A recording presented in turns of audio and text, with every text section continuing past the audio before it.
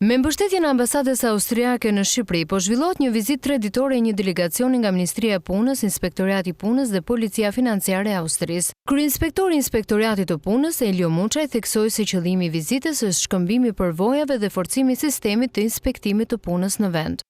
Në qendër të kësaj vizite është shkëmbimi i eksperiencës dhe kjo vizitë është mundësuar nëpërmjet ambasadës austriake në Shqipëri, në mbështetje të institucioneve shqiptare dhe në këtë rast për Inspektoratin e Punës në kuadër të procesit të integrimit në Bashkimin Evropian, ku forcimi i kapaciteteve ose ashtu siç ne e quajmë forcimi i sistemit të inspektimit të punës ka në qendër të tij rritjen e kapaciteteve institucionale, njerëzore, digjitale dhe logjistike. Parafrimi i të paktën legjislacioni i punës dhe i sigurisë shëndetësisë në punë është një nivel shumë të lartë për afrimi, pra është një nga nivelet më të larta. Atasheu për çështjet sociale në ambasadën austriake vlerësoi zhvillimin e Shqipërisë në fushën e teknologjisë dhe inteligjencës artificiale. Nga